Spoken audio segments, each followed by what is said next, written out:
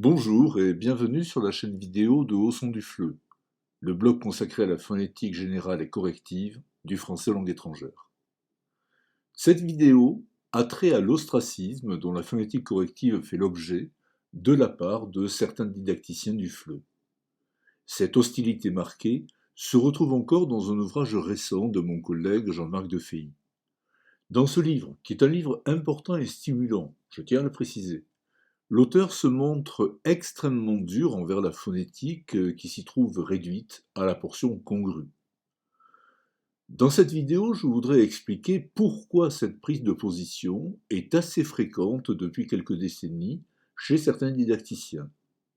Mais je voudrais aussi rappeler que la phonétique du FLE à visée didactique est loin de se réduire à cette présentation simpliste et caricaturale qui est parfois proposée.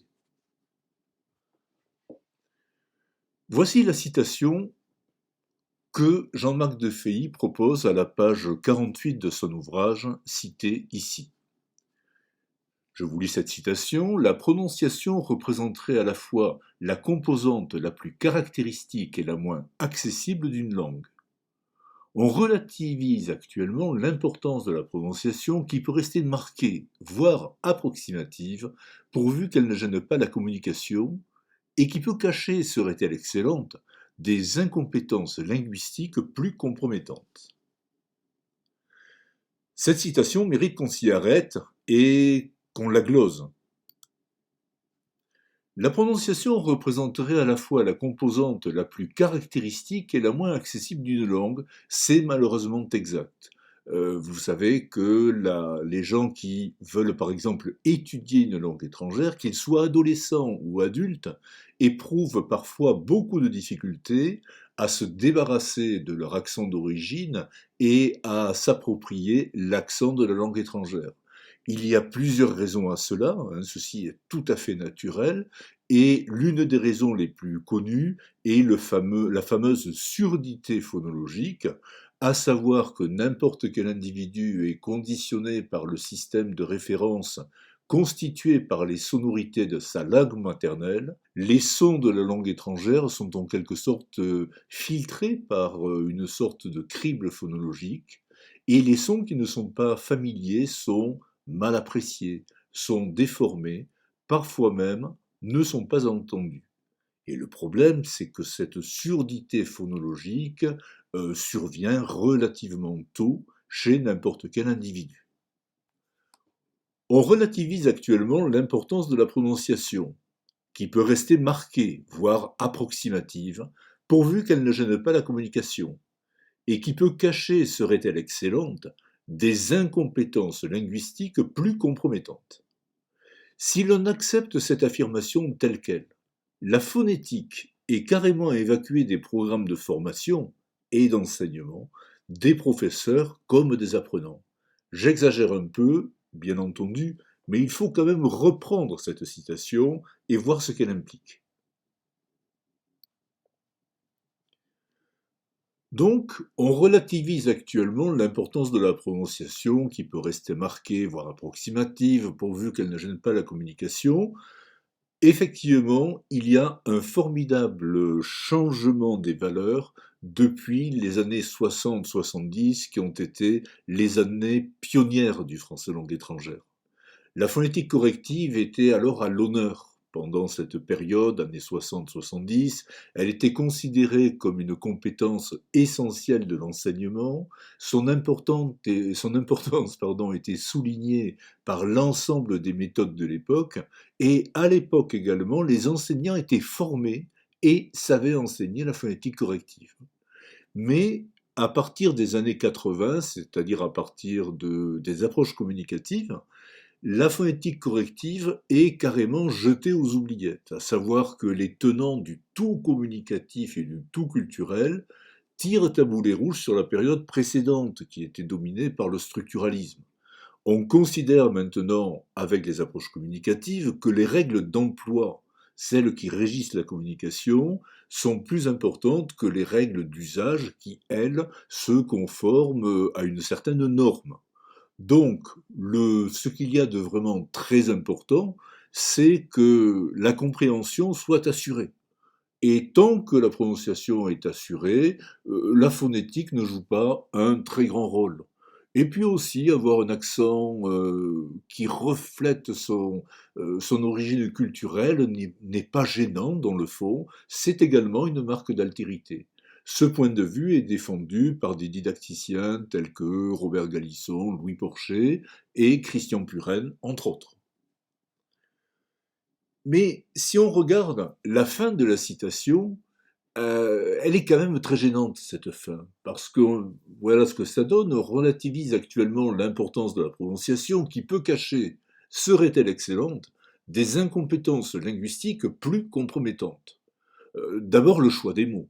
Incompétence linguistique, compromettante, c'est tout sauf neutre. Et puis bon, il y a une sorte de message subliminal. Laissez tomber la phonétique, ne perdez pas votre temps avec ça, apprenez à vos élèves à communiquer, le reste n'a que peu d'importance. Cependant, prendre le contre-pied de cette citation est assez facile. On peut faire remarquer qu'une personne ayant des lacunes en langue 2, mais ayant un bon accent. Alors, qu'est-ce qu'un bon accent? Je ne le discuterai pas ici.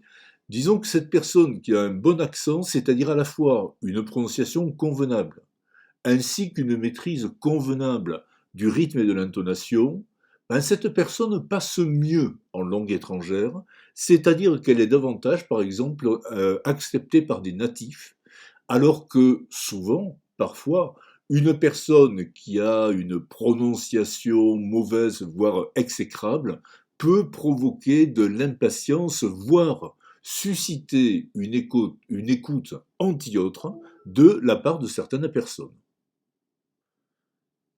Alors, la question que l'on peut se poser, c'est pourquoi ce rejet de la phonétique et pourquoi cette attitude de la part de certains didacticiens? Si on accepte effectivement le point de vue exprimé par Jean-Marc de Féhy, ça veut dire qu'on met la poussière sous le tapis. Autrement dit, ici, on met la phonétique sous le tapis. Et aucun spécialiste de phonétique du FLE à visée didactique ne peut adhérer au point de vue défendu par Jean-Marc de Féhy. Simplement, ce qu'il faut savoir, c'est que plusieurs raisons peuvent expliquer ce jugement plutôt sévère. Il est vrai que beaucoup d'enseignants comme d'élèves peuvent avoir une piètre opinion de la phonétique en langue étrangère. C'est un domaine qui est considéré comme étant très négatif, d'abord de la part de profs qui sont mal formés à la phonétique corrective, ou alors qui sont peu formés, voire même qui n'ont aucune formation, dans la mesure où la phonétique corrective n'est pas enseignée dans tous les cursus où l'enseignement du français langue étrangère est dispensé. Les élèves également ont une piètre opinion de la discipline dans la mesure où ils peuvent recevoir des cours complètement inadaptés, ou alors ils sont abandonnés dans des labolangues, dans des espaces multimédia, qui ne servent strictement à rien, il faut le dire carrément, sinon à valoriser l'institution qui en dispose. Et puis, soyons clairs, la phonétique corrective est mal vue par certains didacticiens professionnels qui n'y connaissent strictement rien. Et ce, depuis les années 90 du XXe siècle, hein, si on veut être gentil dans la datation. C'est vrai que pendant la décennie des approches communicatives, la phonétique corrective, comme je l'ai dit, a été jetée aux oubliettes. Et lorsqu'à partir du début des années 90, on s'est rendu compte qu'effectivement, il fallait quand même remettre cette discipline à l'honneur parce qu'on avait formé plein d'élèves qui parlaient épouvantablement mal le français, qui le prononçaient épouvantablement mal, il y a eu une cassure, c'est-à-dire que beaucoup de gens qui avaient un vrai savoir-faire en phonétique corrective avaient pris la retraite ou étaient en train de partir à la retraite. Et la génération suivante n'était pas forcément très bien formée. De nos jours, on ne sait plus enseigner la phonétique corrective. Le travail en phonétique corrective est fondé sur la procéduralisation, c'est-à-dire sur la répétition d'items qu'il faut faire répéter aux apprenants d'une certaine façon, et dans tous les cas, cela demande du temps, de la patience et de la bonne volonté. Or, actuellement, on est très pressé. Un programme de formation doit se faire en 10 heures, en 15 heures, en 20 heures. Et enseigner la compétence phonétique, développer la compétence phonétique dans ce contexte, on n'en a pas les moyens de toute façon. Il est clair que si on veut faire de la phonétique, il faut allouer un nombre d'heures conséquent à cette compétence. Il est inutile également d'envoyer les élèves perdre le temps au laboratoire de langue tant que leur surdité phonologique n'est pas entamée. Répéter des listes de mots ou des phrases décontextualisées, ça ne sert strictement à rien avant que la sensibilité auditive ne soit déverrouillée. Enfin, il faut que la phonétique soit enseignée par des profs qui disposent d'une expertise réelle dans le domaine et non pas parfois par des gens qui font un peu tout et n'importe quoi. Alors, la situation actuelle s'explique par l'évolution de la didactique des langues. À partir des années 80, donc c'est quand même relativement tôt, il y a, de la part de pas mal de didacticiens, un rejet absolu des méthodes qui étaient utilisées dans les années 60-70, c'est-à-dire les méthodes dites traditionnelles, méthodes directes et grammaire-traduction, et les méthodes qualifiées de structuro-behavioristes. Ça, c'est un terme terriblement méprisant pour qualifier les méthodes audio-orales et audiovisuelles, toutes mises dans le même sac et toutes accusées des mêmes mots. Donc toutes ces méthodes se retrouvent jetées là-dedans. Et puis, il y a l'imposition de trois mots-clés, parmi d'autres, hein, dans la didactique du français langue étrangère. Et ces trois mots-clés donnent lieu à une production effrénée d'articles, d'ouvrages, de colloques, euh, tous basés sur le mot de prof, il faut que vous fassiez ceci, prof, il faut que vous fassiez cela. Le premier mot, bien sûr, c'est la culture, qui, à partir de 1984, inonde toutes les didactiques de langue. Bon, avant, c'était précédé de communication. Le mot communication arrive dans les années 70. Et la cognition également s'installe à partir des années 80. Ces datations sont naturellement un peu approximatives. Mais sur le plan diachronique, c'est assez intéressant de voir comment ça se présente. Et là, j'utilise la terminologie proposée par Jean-Marc Defehy. Il y a deux périodes qui sont nettement distinguées par les didacticiens, par certains didacticiens. Il y a les mouvements, les méthodologies ou bien les approches dominantes avant le tournant communicatif en FLE, ce tournant communicatif commençant dans les années 60 et prenant de l'ampleur à partir des années 70. Et il y a également les méthodes et les approches depuis le tournant communicatif en FLE, tournant communicatif qui véritablement s'impose à partir du milieu des années 70 jusqu'à aujourd'hui. Donc les méthodes avant le tournant communicatif sont les méthodes traditionnelles ainsi que les méthodes structuro-behavioristes pour citer Jean-Marc Defehy. Et à partir donc de ce tournant communicatif, dans les années 70 et 80, ce sont les approches communicatives, avec trois mots-clés également qui apparaissent dans le champ de la didactique, l'importance de la sociolinguistique, l'importance de la pragmatique, l'interaction qui explose véritablement fin des 70 et pendant les années 80, et la cognition qui véritablement commence à devenir extrêmement importante à partir du début des années 80. Et puis, à partir de la fin des années 90 jusqu'à aujourd'hui, c'est l'approche ou bien la démarche actionnelle, avec un développement également important de divers domaines de la psychologie cognitive.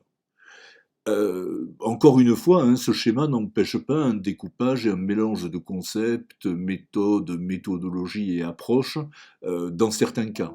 D'autre part, nous voyons que le mot approche est remplacé par démarche, un terme peut-être relativement moins flou et plus volontariste qu'approche, dont je rappelle au départ que c'était une traduction directe de l'anglais. Ce qu'il y a d'intéressant, c'est l'évolution également de la notion de culture. La culture est représentée par des savoirs avant le tournant communicatif en FLE des années 60-70, c'est-à-dire c'était une approche civilisationnelle, c'était l'étude des beaux-arts, ce que certains ont appelé l'étude de la culture cultivée. À partir du moment où la sociolinguistique, la pragmatique interviennent dans le champ du FLE, la culture s'apparente à l'acquisition d'un savoir-faire, c'est-à-dire à une approche pragmatique et fonctionnelle. On y assiste vraiment à partir donc des années 80, les approches communicatives. Et puis, avec la démarche actionnelle, il y a ce savoir-être, ce savoir-vivre, représenté par l'approche interculturelle qui est défendu par Jean-Marc Defehy et par d'autres didacticiens. Mais la période que je décris, c'est-à-dire la période qui va des années 60, début de la didactique officielle du FLE, jusqu'à aujourd'hui, voit une évolution quand même très nette. Et personnellement, je distinguerai entre le méthodologue, qui est un méthodologue de terrain, et le didacticien, qui lui est quelqu'un qui travaille plutôt dans la recherche, qui travaille plutôt dans un laboratoire. Le didacticien moderne, en effet, n'a plus rien à voir avec le méthodologue d'hier. Regardons ce qui se passe de bas en haut. En bas, nous avons la classe qui est représentée par l'enseignement, le formateur et son public. Dans la classe, l'enseignant utilise un matériau d'enseignement, apprentissage qui est à disposition. Ce sont les manuels, ce sont les ensembles pédagogiques, les cours en ligne, les sites compagnons de certaines méthodes, etc. Normalement, ce matériau d'apprentissage est élaboré à partir de documents de référence qui permet de proposer des cours, des manuels. Il y a donc le français fondamental qui est paru en 1955 et qui a inspiré le contenu des méthodes audio-orales et audiovisuelles des années 60-70. Un niveau seuil paraît en 1976 et lui inspire toutes les méthodes des approches communicatives et courant années 90 également. Et puis le cadre européen, le CE-CRL, qui à partir de 2001 devient la référence obligatoire pour le français langue étrangère. Hors du CE-CRL, point de vue possible. Mais pendant cette période, il y a quand même une très grande évolution. Le méthodologue, c'est-à-dire celui qui, au fond, travaillait sur les méthodes d'enseignement-apprentissage des années 60-70, c'est quelqu'un qui est sur le terrain, c'est quelqu'un qui, avec le prof, et le méthodologue s'intéresse essentiellement aux pratiques et aux techniques de classe. Le méthodologue, c'est celui qui dialogue avec l'enseignant de terrain, qui connaît les problèmes rencontrés par le prof, qui avec le prof essaie de résoudre ces problèmes. Le méthodologue, c'est quand même quelqu'un qui connaît la classe, qui est capable de faire une classe de démonstration pour montrer à ses collègues comment on utilise telle ou telle méthode, ou bien s'il y a par exemple un problème lié au passage à l'écrit, le méthodologue peut très bien dire, ben voilà quelle est la solution que je préconise, je prends une classe de démonstration, je fais le cours et ensuite on en discute. Et ça, c'était vraiment les années 60-70. À partir des années 80, c'est-à-dire à partir des approches communicatives, arrive le didacticien. Et même pour certains, arrive le didactologue. Certains didacticiens, didactologues voulaient vraiment que leur discipline soit reconnue non comme une discipline d'application, mais comme une discipline scientifique à part entière. Et le didacticien, c'est quelqu'un qui est là pour réfléchir à l'apport des différentes disciplines contributoires, la linguistique, la psychologie, l'anthropologie, autres disciplines également, montrer comment ces disciplines peuvent être utilisées par les profs de terrain, montrer, donc donner plein de directives aux profs de terrain, faites ceci, faites cela.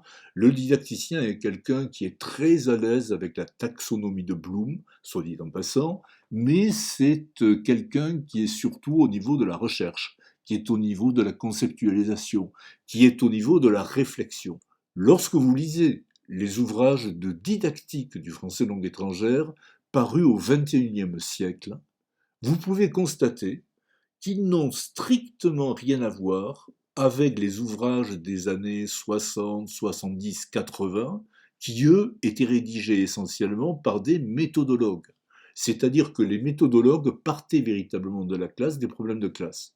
Prenez n'importe quel bouquin de didactique écrit au XXIe siècle, vous aurez de très élégantes réflexions menées sur l'interculturel, sur l'enseignement de la grammaire, sur la bienveillance qu'il faut avoir avec l'autre, etc., etc., etc. Vous avez des paragraphes qui n'en finissent pas pour montrer l'intérêt des stratégies d'apprentissage, l'intérêt de solliciter l'apprenant. Mais ces ouvrages, qui sont des ouvrages très réflexifs, très élégants, n'apportent plus de solutions aux enseignants, ne disent plus aux enseignants, voilà le conseil que je te donnerai concrètement pour résoudre tel ou tel problème auquel tu te trouves confronté. Voilà, ce sont donc des ouvrages qui véritablement se situent au-dessus de la classe, ce que je représente ici par cette ligne en pointillé. Et pour moi, ce qu'il y a un peu de dramatique dans l'enseignement et l'apprentissage du français langue étrangère, c'est de voir que les didacticiens sont au fond étrangers aux enseignants de français langue étrangère. La phonétique conserve tout son intérêt dans l'optique de la communication et de la culture qui font véritablement partie des mots-clés que les didacticiens contemporains brandissent en permanence. Il faut quand même rappeler une réalité, c'est qu'aujourd'hui, il y a beaucoup d'enseignants et d'apprenants qui sont en demande d'une formation concrète et efficace en phonétique du FLE. Je dis bien une formation concrète et efficace. Une formation concrète et efficace, ce n'est pas raconter l'histoire de la phonétique corrective. Une formation concrète et efficace, ce n'est pas dispenser un cours de phonétique générale et s'arrêter là. Une formation concrète et efficace, c'est véritablement montrer en quoi certains acquis de phonétique générale sont directement utilisables dans la salle de classe, en quoi ils peuvent véritablement apporter un plus pour les apprenants, et si on peut, en tant que formateur, en faire la démonstration soi-même, ça n'en est que mieux. Encore une fois, un formateur de terrain sera beaucoup plus crédible aux yeux des enseignants de terrain qu'un conférencier ou un didacticien qui est muni d'un savoir encyclopédique, certes, mais qui s'arrête toujours prudemment à l'entrée de la salle de classe et n'en franchit pas le seuil. Avoir un bon accent en langue 2, ce que certains appellent un accent de passe-partout, ça permet de se fondre dans la masse, de ne pas se faire remarquer, au risque parfois de déclencher des réactions hostiles. Avoir un bon accent, c'est une sécurité pour l'apprenant. Sécurité linguistique d'abord, mais également son estime de soi en sort renforcée, et puis cela procure une plus grande assurance dans des interactions avec des locuteurs de la langue cible. Et le bon accent, ça facilite également l'insertion dans la société de la langue cible, si jamais l'apprenant est appelé à la fréquenter, voire à y séjourner, et cela procure une plus grande faculté d'insertion également dans les groupes sociaux qu'il côtoie.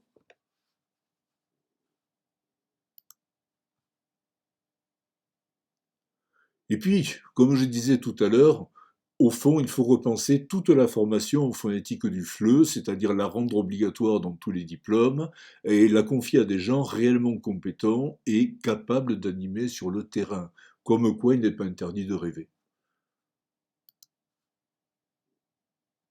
Repenser la formation en phonétique du FLE à visée didactique. Il s'agit là d'un gigantesque chantier, mais qui au moins remettrait la discipline au centre du jeu, au lieu de la marginaliser, voire même de l'éliminer. Car la phonétique du FLE à visée didactique, ce n'est pas quelque chose de marginal. La phonétique du FLE à visée didactique, c'est ceci.